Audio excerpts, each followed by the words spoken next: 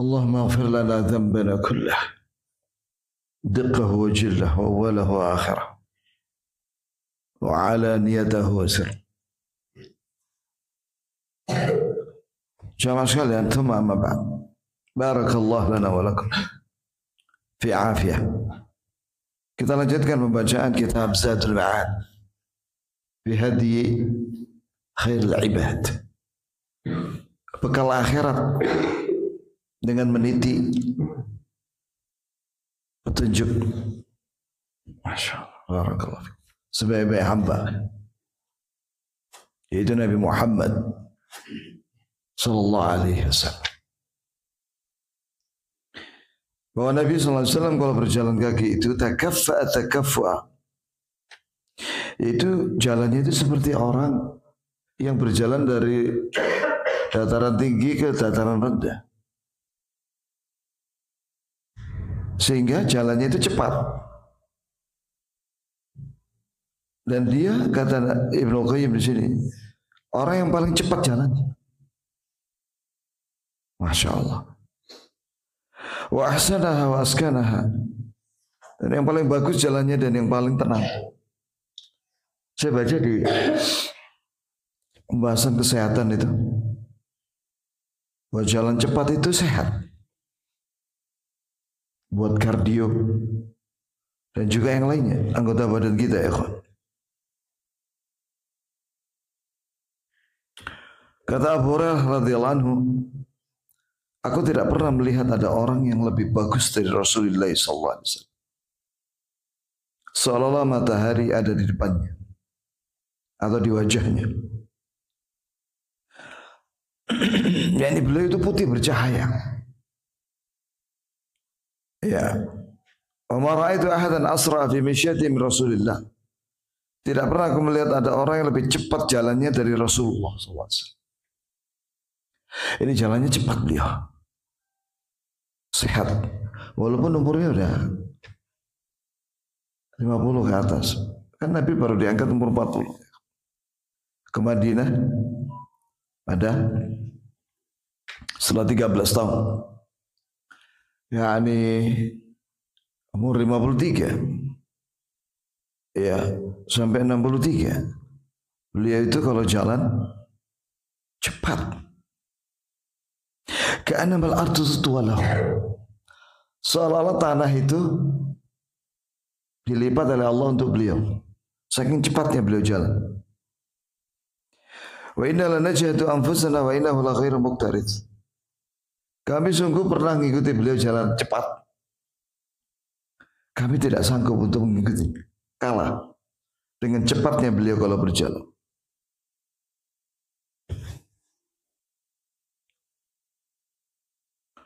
Sebagaimana kata Ali bin Abi Thalib bahwa Rasulullah sallallahu alaihi wasallam idza masya takaffa takaffuan ka'annama yanhab min sadar. Beliau kalau berjalan kaki cepat seperti berjalan turun dari ketinggian. Gitu ya kan? Atau bagaimana kalau jalan dari jalan dataran tinggi ke dataran rendah? Seperti itu ya kan? Terus Ibnu Qayyim menyebut tentang kesehatan jalan ini. Bahwa jalan cepat merupakan sebab kesehatan badan. Mengenai keutamaan berjalan kaki ya kawan, disebutkan dalam Al-Quran surat Al-Furqan ayat 63. A'udzu billahi minasyaitonir rajim. Wa ibadur rahman alladzina yamshuna 'alal ardi hauna. Hamba Allah yang penyayang apabila berjalan di bumi itu hauna. Hauna itu dengan tenang, berwibawa, tidak sombong, tapi tidak tamawud. Tamawud itu seperti jalannya orang yang apa? Mau mati. Felan-felan. Dengan ya ini pelan-pelan seperti orang sakit misalnya. Tidak seperti itu. Dan itulah jalannya Rasulullah sallallahu alaihi wasallam. Beliau berjalan dengan tenang dan berwibawa seperti berjalan dari atas bukit menuju bawah. Demikian tafsir ayat ini.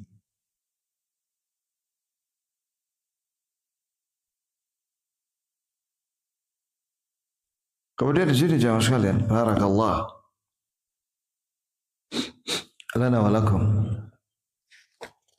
Tentang keutamaan berjalan ya ikhwan.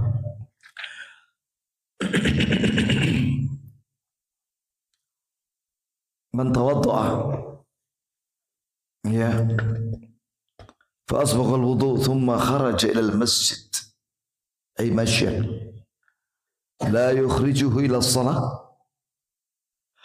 la yakhtu khutwah illa rufi'a lahu darajah wal ukhra maha anhu sayyah. Apabila seorang berwudu di rumahnya dengan sempurna, kemudian dia keluar menuju masjid, tidak ada keluar kecuali untuk salat, maka setiap satu langkahnya diangkat satu derajat dan langkah berikutnya diampuni dosanya. Satu. Dan juga disebutkan hadis tentang keutamaan Jumatan. Man ghassala waghtasal wa bakkara wabtakar thumma masha wa lam yarkab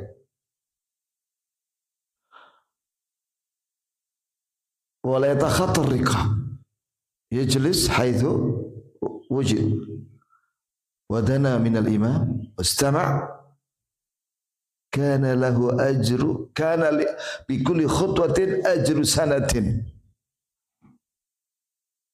Jadi kata Nabi SAW, barang siapa yang pada hari Jumat dia mandi dan memandikan istrinya, maksudnya junub, kemudian dia berangkat pagi-pagi menuju masjid dan dia berjalan kaki,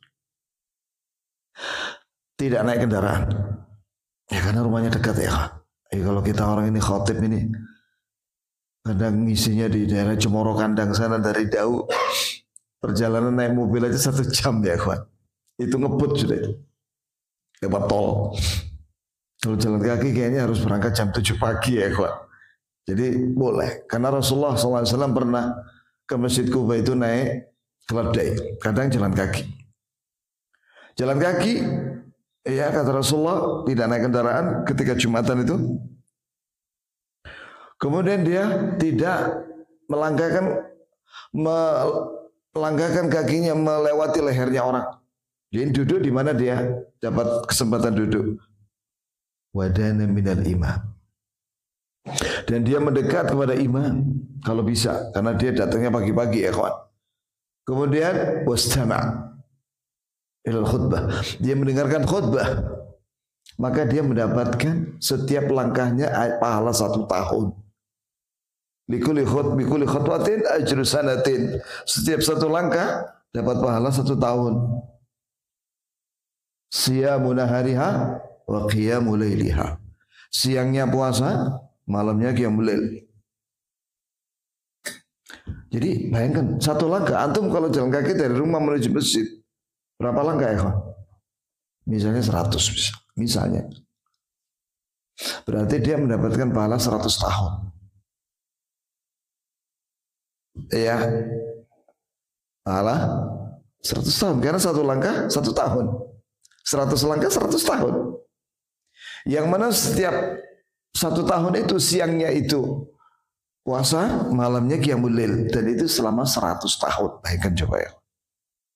Pahalanya luar biasa ya. Jumatan. Bismillah.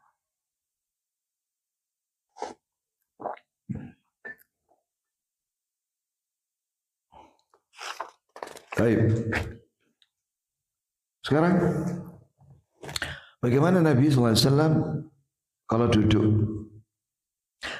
Bahwa Nabi SAW duduknya itu di tanah. Kadang Nabi duduk di atas tikar.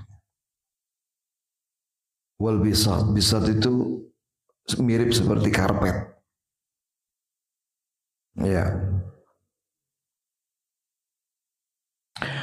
Kata Qailah binti Makhramah radhiyallahu anha, ataitu Rasulullah sallallahu alaihi wasallam wa huwa qa'idul qurfusa. Aku pernah datang dan melihat Rasulullah sallallahu alaihi wasallam duduknya itu qurfusa. Qurfusa itu adalah duduk yang lututnya diangkat. Coba ya akhi, lututmu diangkat ya. Akhi, diangkat, telapak kakinya ada di sajadah, di karpet. Dua-duanya, lututnya, bokongnya di karpet.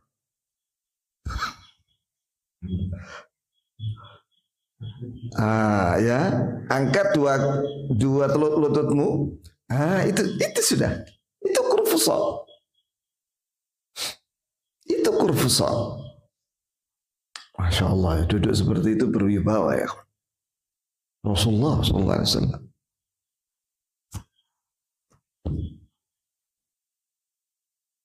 Qalat, falamma ra'aitu Rasulullah sallallahu alaihi wasallam lam takhashshi fil jilsa.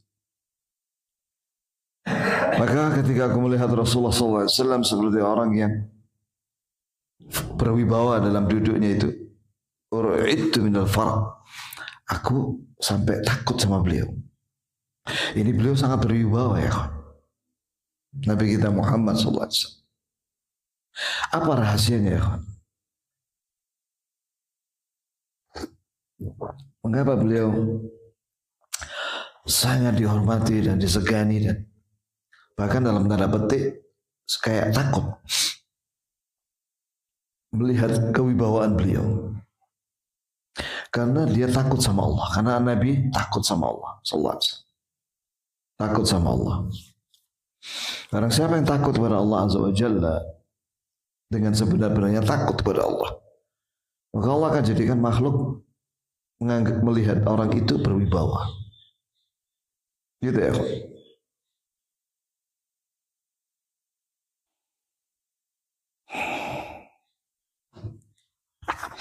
Ketika datang bertamu Adi bin Hatim, maka Nabi mengundang ke rumahnya.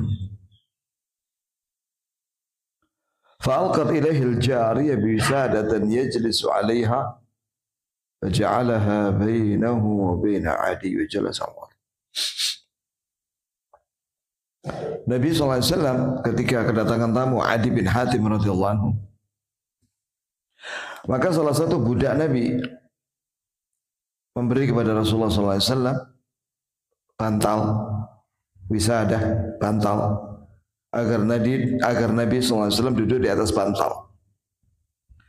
Apa yang dilakukan oleh Nabi SAW? Maka Nabi menjadikan bantal itu diletakkan antara beliau dengan tamunya yaitu Adi. Dan beliau tidak duduk di atas bantal itu, dan beliau duduk di atas tanah. Tawadhu luar biasa ya. Duduk di tanah ya kawan. Ya. Qala Adi. Berkata Adi bin Hatim ketika melihat Nabi duduk di tanah. Jadi ruang tamunya Rasulullah SAW itu tanah ya kawan. Tidak ada keramik wala karpet. Tanah. Tawadhu'nya. Beliau orang yang paling dicintai oleh Allah Azza wa Jalla. Kata Adi mengomentari pemandangan itu, fa'aratu annahu laysa bimalik. Aku tahu bahwa beliau bukan raja. Ini beliau Nabi, hamba Allah, Nabi dan Rasul. Dia bukan raja. Ini beliau bisa saja seperti Raja Romawi dan Persia. Tapi beliau tidak mau. Duduk di tanah. Masya Allah. Wakana istalqi ahyana. Istalqi itu begini ya, Syed dan begini. Ya. Jadi meletakkan ini sikunya di tanah atau di bantal atau di kayu apa saja. Pokoknya senden, santai. Nah ini wakana yattaku al-wisada. Jadi bersandar dengan bantal itu. Antum tahu lah ya rumahnya orang-orang Arab itu kan apa namanya? Ya kayak bantal-bantal itu dihamparkan gitu lah ya,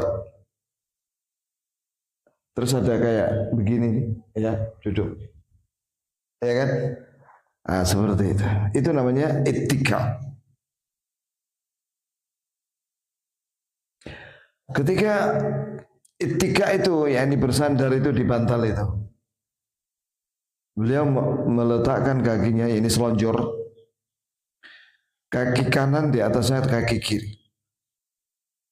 Wadha'a ihda rijlaihi al-ukhra. Kadang Nabi SAW bersandar yakni dengan tangan kirinya. Kadang tangan kanannya. Ini santai beliau. Tidak kaku gitu duduk di meja, kursi, ada meja lah. Santai.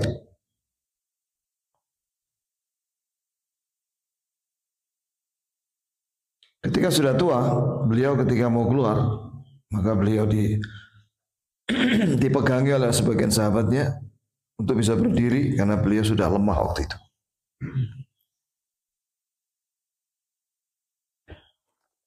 Kemudian sekarang petunjuk Nabi SAW ketika buang hajat.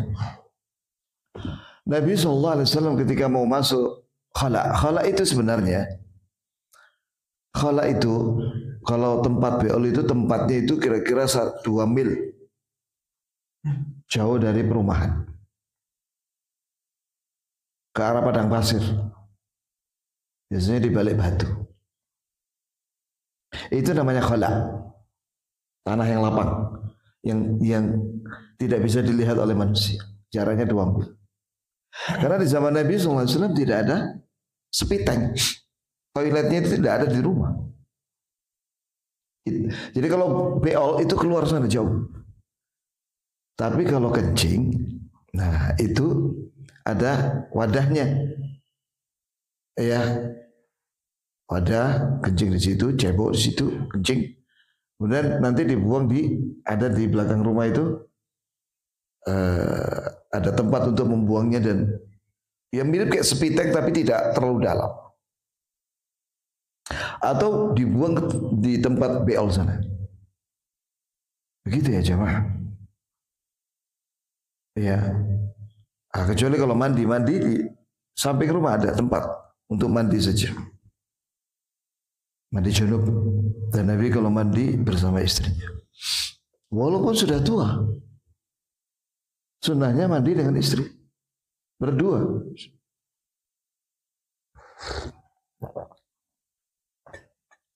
Nah, kalau zaman sekarang namanya toilet. Maka Nabi kalau mau masuk toilet mengatakan berdoa, Allahumma inni a'udzubika minal khubuthi wal khaba'ith. Ya Allah, aku berlindung padamu dari jin laki dan perempuan.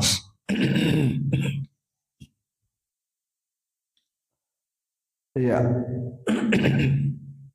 Ini hadis sahih Bukhari ya dan Muslim. Ya Allah, aku berlindung padamu dari jin laki-laki dan jin perempuan. Di sini menunjukkan bahwa ma'wa al-jin toilet. Tempatnya jin itu toilet. Hanya saja kita nggak ngelihat. Oleh karena itu supaya kita tidak diganggu dan tidak dilihat aurat kita oleh jin, maka kita ucapkan doa ini. Dalam sebuah riwayat ditambah bismillah. Allahumma inni a'udzubika minal khubuthi wal khaba'ith. Jangan lupa itu baca itu ya kawan. Ya. Kemudian ketika keluar dari toilet membaca ghufranaka. Ghufranaka itu artinya ya Allah ampunilah aku. Hadis ini diriwayatkan oleh Imam At-Tirmidzi dalam sunannya dan Abu Daud dalam sunannya dan Ibnu Majah dalam sunannya dan Imam Ahmad dalam musnadnya. Dan berkata Imam An-Nawawi dalam Syarah Muhadzab, bahwa ini hadis hasan sahih. Dan hadis ini disahihkan oleh Ibnu Khuzaimah dan Ibnu Hibban dan Al-Hakim. Ghufranaka. Ya ini aku minta ampun kepadamu ya Allah. Ya kenapa? Subhanallah ya. Keluar dari kamar mandi minta ampun. Kenapa ya kawan? Ada yang tahu gak sebabnya ya kawan?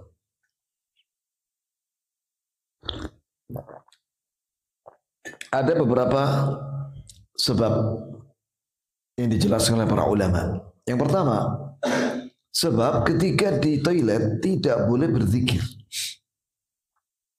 Kan tidak boleh zikir ketika orang sedang di kamar mandi itu ya kawan. Dengan lisan maksudnya. Dengan lisan. Karena tidak berzikir itulah Rasulullah SAW istighfar. Masya Allah. Masya Allah. Dua. Kadang manusia itu lupa dengan nikmat bisa kencing dan beol. Wallah. Dan mandi sendiri. Berapa banyak? Itu ada orang dioperasi di rumah sakit gara-gara nggak bisa beol. Berapa bayarnya karena dia mandiri? 50 juta waktu itu. Kenapa kok nggak bisa beol? Ya, nggak tahu sebabnya apa. Dokter lebih tahu. Yang jelas dia dioperasi gara-gara itu. Ada sebagian orang ya Allah kena kanker di usus besarnya itu sehingga dia dibolongi sini ya atau di sini ya dibolong sehingga di situ ditampung kotoran. Berarti nikmat ya bisa buang hajat ya. Wallah nikmat ya. Kalau melihat ada orang sakit kayak begitu kemana-mana dia bawa kantong kotoran itu. Mahal itu harganya. Kurang lebih 100 ribuan. Jadi itu harus diganti tiap hari. Kalau sudah penuh, diganti. Dan itu nggak bisa dikontrol, jelas itu keluar terus. Ya, itu ya kan. Maka kadang kita lupa bahwa bisa kencing dengan normal, tidak sakit prostat dan lain-lain. Bisa beol dengan normal, tidak kanker usus besar. Itu nikmat besar dari Allah yang kadang manusia itu lupa dan tidak bersyukur.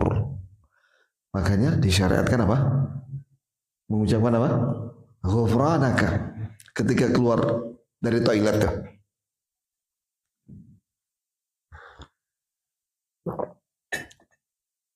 Ghufranaka.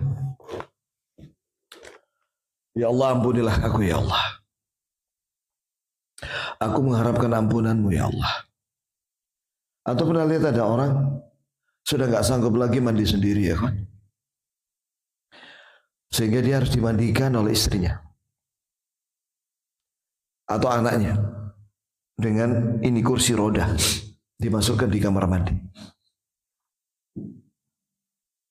Berarti nikmat ya bisa mandi sendiri itu ya kan? Wallah nikmat ya. Orang-orang yang lumpuh-lumpuh itu mana bisa dia pergi sendiri ke kamar mandi. Berarti sangat banyak pelajaran yang nikmat yang Allah beri kepada kita. Bisa ke toilet dengan normal dan sehat. Ya. Bisa mandi junub, bisa wudu. Itu nikmat luar biasa. Kemudian jawab sekalian, kadang Nabi SAW istinja dengan air. Istinja itu artinya cebok dengan air. Kadang istijmar dengan batu. Istijmar itu cebok dengan batu. Ya karena di zaman Nabi tidak ada tisu. Ini tidak ada ini tisu. Jadi kalau buang hajat di mana? Di pesawat. Tidak ada batu ya kawan. Adanya tisu. Jadi gimana dong? Tisu. Tisu itu antum basahi sedikit aja. Di situ di keran itu ada air panas itu. Enak panas ya kawan. Karena suasananya rada adem ya kawan. Di pesawat itu. Jadi pakai tangan kiri ini. Set. Ini tisu. Ya sedikit aja. Nah setelah itu baru diceboi. Lakukan itu 2 kali, 3 kali. Witir anunya, ganjil maksudnya, jumlah tisunya. Nah, kadang Nabi mengumpulkan 2 hal, air dan istijmar. Cebok dengan air dan istijmar dengan batu. Bayangkan batu ya kawan, zaman dulu.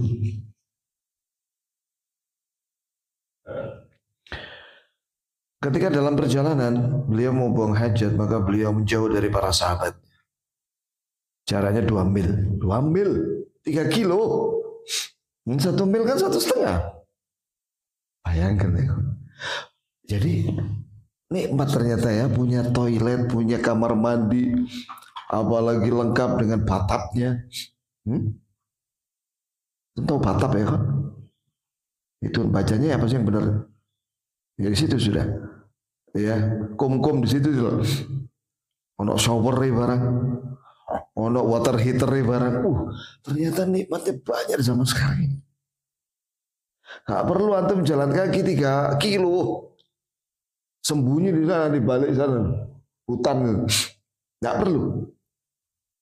Itu ada di kamar tidur, sampingnya kamar tidur. Alhamdulillah, nikmat ya kawan. Maka benar ya kita keluar kamar mandi, ghufranak. Ampuni aku ya Allah. Karena banyak lupa sudah dengan syukur atas segala nikmat.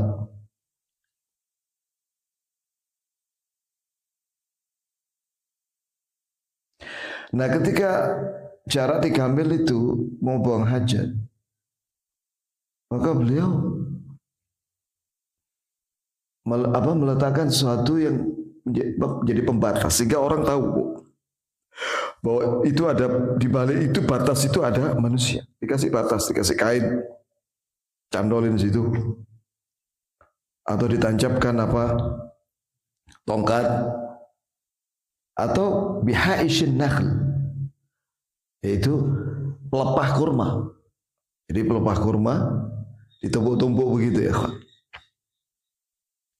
Atau di pohon wadi, pohon wadi jauh dari perkampungan itu ada pohon ya, di balik itu dekat-dekat. Pokoknya di balik itu.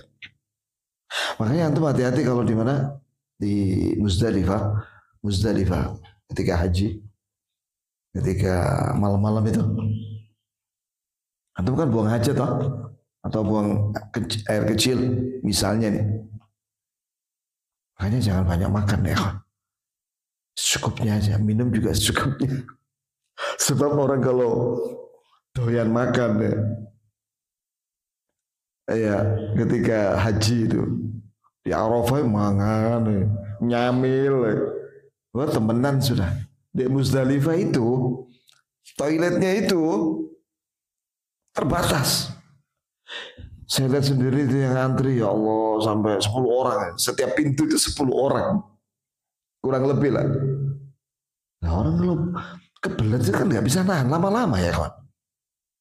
Akhirnya nanti orang-orang itu akhirnya nyari di padang pasir situ. Tapi hati-hati. Di sekitaran batu-batu gede itu sudah banyak orang beol sudah di situ. Atau bekasnya orang beol. Iya, jangan terlalu dekat-dekat dengan batu-batu itu. Ada kawan kita itu sampai jalan itu nendang kotoran manusia di sekitaran itu padang pasir itu. Ya itu di Muzdalifah. Ya, begitu ya kawan. Antum gimana? Haji plus. Selama di Muzdalifah gimana? Oh enggak. Sekarang sudah. Ya alhamdulillah. Dulu kita orang ya Allah. Delok wong antri ya Allah. Kapan mlebu kita orang? La haula wala quwata illa billah. Bahkan ada kejadian yang aneh-aneh. Manusia itu ya Allah, sallallahu alaihi. Saking kebelet pengen mandi atau belet kencing, mereka masuk di toilet itu 2 orang atau 3 orang. Kencing berdiri semua. Apa yang terjadi setelah itu? Ambles.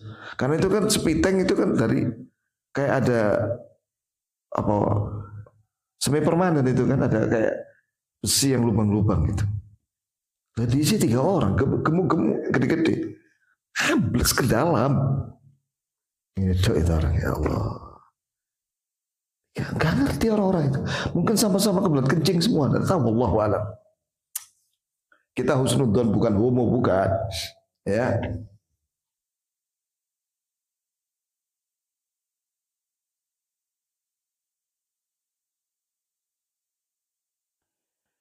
Baik.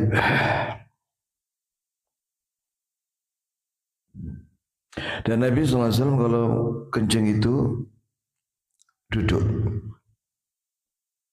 Di sini ada riwayat dengan sanad yang sahih di sini. Kata Aisyah radhiyallahu anha, "Man hadatsakum annahu kana yabulu qa'iman fala tusaddiqu maka yabulu ila qa'idah." Siapa yang menyampaikan pada kalian bahwa Nabi kalau kencing itu berdiri jangan dipercaya. Beliau kalau duduk kalau kencing duduk.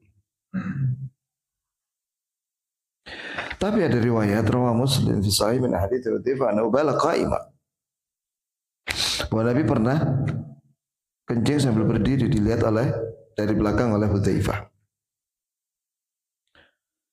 Maka ada ulama mengatakan hadza bayanil jawaz. Berarti di sini boleh. Yang penting ketika kencing sambil berdiri itu di kamar mandi itu ya. Dalam keadaan disiram, segera disiram pakai air. Iya, begitu ya. Dan setelah itu mandi. Yang penting kan dibersihkan dari najis kencingnya.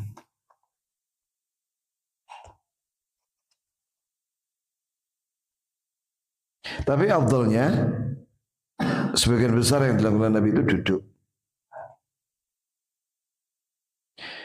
Kemudian jamaah sekalian barakallahu lana wa lakum.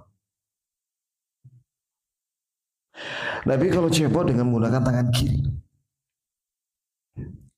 Baik dengan air, yakni ketika cebok itu, maupun dengan batu, istijmar. Kalau zaman sekarang dengan tisu yang dikasih air. Kalau perlu, setelah itu dikasih parfum. Jadi kalau di toilet di pesawat itu, ini pesawat yang luar negeri ya, Saudi misalnya. Kalau Lion Air nggak ada, kayaknya ada Pak? Nggak ada kan? Jadi air juga di situ ada parfum. Jadi setelah dengan air, cebok dengan air. Dan juga di situ ada sabun juga cair. Nah itu cebok. Kalau dia beol di situ, saya bersih. Beberapa kali dengan tisu itu dengan campur dengan sabun dan air. Ya. Setelah itu yang terakhir itu dengan parfum. Di situ ada parfum, semprotkan parfum di situ. Itu kalau pesawat luar negeri ya kawan, di Saudi, Qatar. Jadi kalau Lion Air kayaknya nggak ada kan. Nggak tahu kenapa nggak ada ya. Nggak murah juga loh, larang bisa tuh. Kemudian jamaah sekalian barakallah, hati-hati dengan masalah kencing ya kawan. Kata Rasulullah sallallahu alaihi wasallam, kana ammatu adzabil qabri fil bawl. Kebanyakan siksa kubur itu dikencing. yakni dia tidak membersihkan najis kencing, itu disiksa kubur. Apalagi lebih daripada itu dosanya. Wal akhar yamshi bainan nasi bin namimah, sedangkan satunya mengadu domba manusia.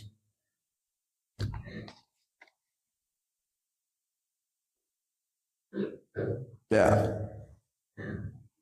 Jadi perhatikan itu.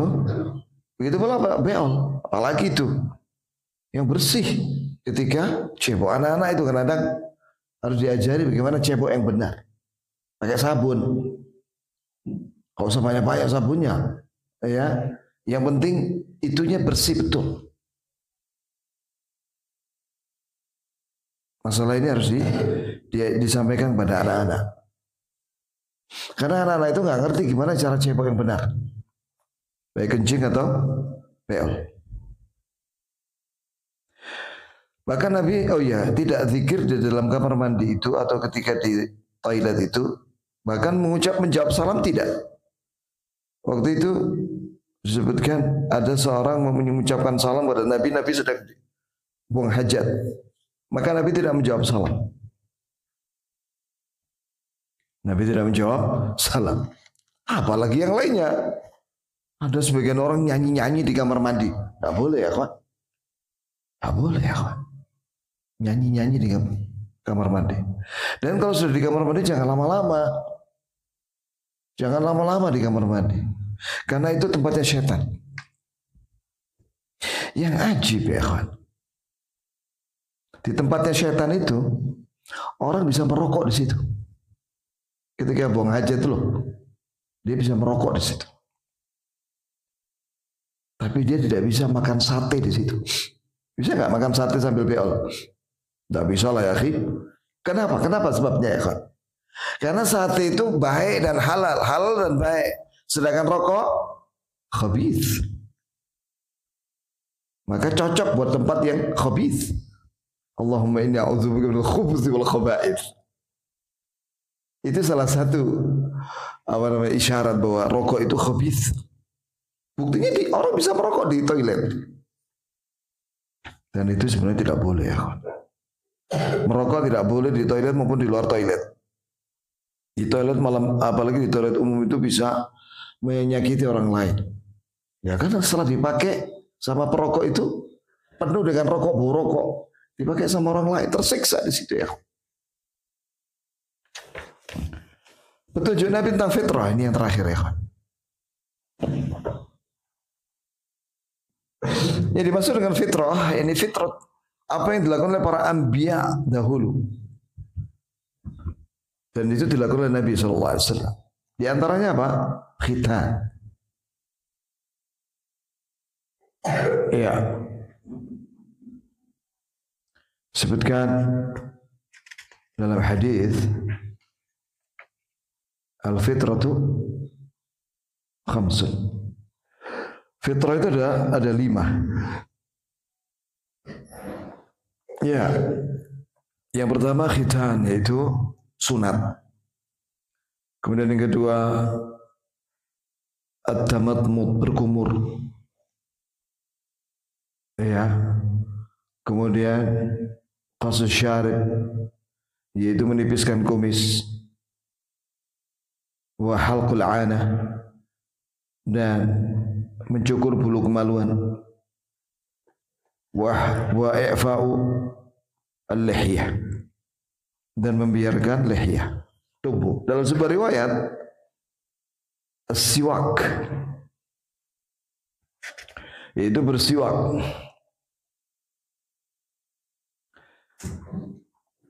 Iya.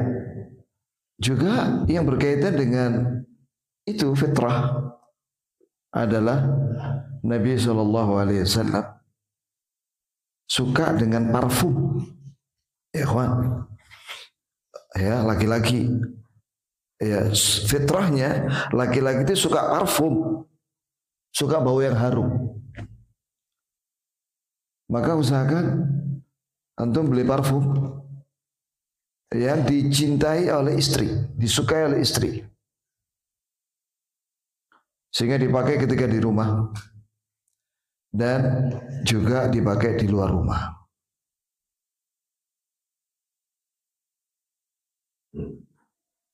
Iya, pakai parfum ya kawan. Ini sunnah. Kalau ada seorang nggak suka parfum, nggak suka mandi, waduh, buat biu sudah, ya, musibah dah. Wis nggak suka mandi, nggak suka pakai parfum, aduh, musibah dah. Akhirnya kayak hewan kan nggak pernah mandi ya kan.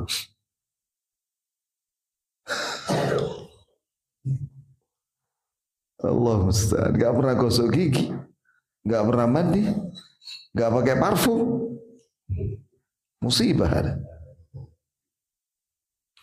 Bahkan ada sebuah berita di luar negeri, itu ada seorang pegawai pabrik atau di perusahaan, tidak pernah mandi, tidak mau mandi. Sehingga bau badannya itu kan itu ruangan AC sentral. Kemana-mana baunya ruangan-ruangan itu. Sampai diprotes sama teman-temannya. Nggak mau dia. Akhirnya dipecat. Jauh, gara-gara nggak mau mandi ya. Iya. Maka kita didik keluarga anak-anak ya, supaya mereka senang mandi. Karena itu bersih dan wangi.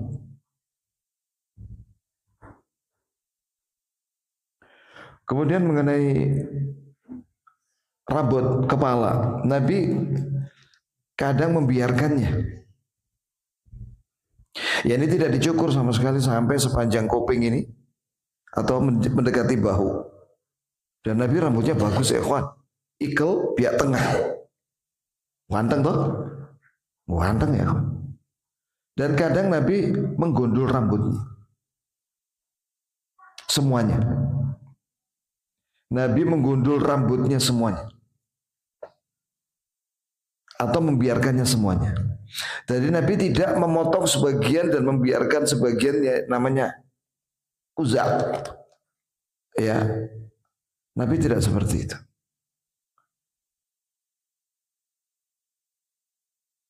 Dan Nabi tidak menggundul kecuali ketika umroh atau haji. Jadi Nabi SAW rambutnya panjang, sekuping ini maksimal mendekati bahunya. Tidak pernah lebih daripada bahunya. Barang siapa laki-laki yang rambutnya lebih panjang sepunggung, berarti dia menyerupai wanita. Dan zaman sekarang ini terbalik-balik. Laki-laki ada yang rambutnya panjang, katanya niru Nabi Isa katanya. Ngawur, mana dalilnya Nabi Isa rambutnya panjang ya? Gak ada. Itu di foto-foto bikinannya orang tidak tahu siapa, tukang lukis. Mana ada Nabi Isa rambutnya panjang sampai ke punggung. Makanya ada sebagian mereka itu dai-dainya panjang rambutnya. Sakmin ya. Katanya niru Nabi Isa. Mana ada? Nabi Muhammad wala Nabi Isa dan para anbiya tidak ada rambutnya sepunggung. Itu niru wanita. Dan zaman sekarang banyak wanita yang rambutnya dicukur sampai cepat. Waktu COVID dulu itu kita mau suntik apa itu? Apa itu? Imunisasi itu. Nah, di tempatnya bangsalnya tentara itu ya. Di sebelah sana Rampal itu. Terus saya kan lapor satu-satu gitu. Pokoknya gagah. Cepat rambutnya. Tak pikir wong lanang, tiba-tiba perempuan. Astagfirullah, perempuan tentara. Ya. Wah, sudah jadi wanita gagah sudah zaman sekarang. Udah gagah rambutnya cepat lagi. Ini sudah hilang, unusahnya hilang. Ini sifat kewanitaannya nggak ada lagi. Ngomongnya kayak laki-laki. Allah ya. Ini nasallahu salamatullah. Baik. Kemudian jamaah sekalian barakallah lana wa lakum. Kata Rasulullah SAW, man urida alai raihan fala yurdah. Siapa yang ada orang nawari parfum jangan ditolak. Ya. Fa innahu tayyibur raih, sebab parfum itu harum baunya, khafiful mahmal, tidak berat, ringan. Ya. Itu ya jemaah.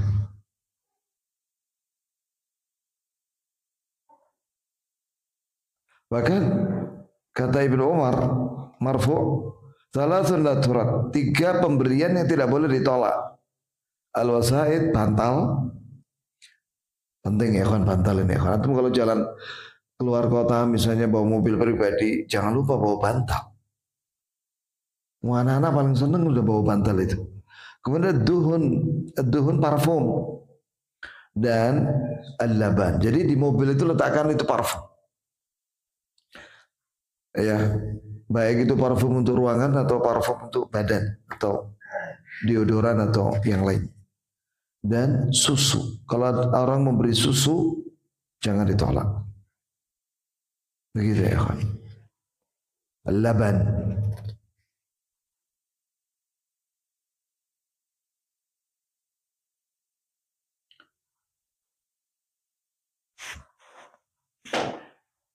Kemudian mengenai parfum. Di mana yang seharusnya kita letakkan parfum itu? Oleskan di sini. Di belakang telinga, kanan dan kiri, dan anfaqah sini. Di bawah bibir bawah. Mengapa? Kata Hasan al-Basri, karena malaikat itu senang dengan bacaan Quran yang aku baca katanya. Dan aku ingin ketika aku membaca Al-Quran itu, kata Hasan al-Basri, malaikat senang dengan bau harum di sekitaran sini. Bahkan ada riwayat malaikat itu meletakkan pipinya di dekat sini ketika kita sedang sujud, mendengarkan apa yang kita baca. Maka dianjurkan bersiwak dan dianjurkan pakai parfum. Bersiwak atau gosok gigi dan pakai parfum ketika wudhu itu loh ya kawan, sebelum wudhu. Pakai parfum ketika mau ke masjid. Demikian ya kawan. Barangkali ini kesimpulan-kesimpulan yang berkaitan dengan persoalan sebagian fitrah. Ya. Oh iya, Nabi melarang kuzak ya. Yaitu halqu ba'dahu wa yatruku ba'dah. Kuzak itu memotong sebagian rambut dan membiarkan yang lainnya. Cepat, ya ini sebagian dipotong sebelah sini misalnya. Di sini tumbuh. Atau sini saja rambutnya, di sini toh. Jambul, sininya hilang. Atau di sini rambutnya di sini hilang. Nah, itu nggak boleh ya. Dalam Islam dilarang. Ada pertanyaan kayak apa? InsyaAllah bab berikutnya pembahasan secara khusus qasus syawarib wa i'fa'ul lihyah bagi laki-laki. Ini sudah 10 menit dari terbit matahari. Kalau nggak ada pertanyaan saya tutup ya kawan. Hayyakumullah. Kita akhiri dengan doa. Allahumma inna nas'aluka bisari asma'ikal husna wa sifatikal ula wa bi annaka anta Allah la ilaha illa anta al-ahad as-samad alladhi lam yalid wa lam yulad wa lam yakul lahu kufuwan ahad. Allahumma ighfir lana dhanbana kullahu diqqahu jalla wa awwalahu wa akhirah wa alaniyatahu wa sirrah. Allahumma ighfir lana ma qaddamna wa ma akharna wa ma asrarna wa ma a'lanna wa ma asrafna وما أنت أعلم به منا أنت المقدم وأنت المؤخر لا إله إلا أنت.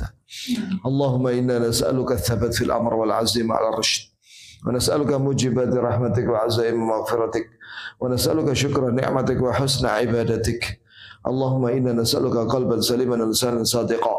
اللهم إنا نسألك من خير ما تعلم ونعوذ بك من شر ما تعلم ونستغفرك لما تعلم إنك أنت علام الغيوب. ربنا آتنا في الدنيا حسنة وفي الآخرة حسنة وقنا عذاب النار. آمين. صلى الله عليه وسلم على نبينا محمد والحمد لله رب العالمين. سبحانك اللهم وبحمدك أشهد أن لا إله إلا أنت أستغفرك.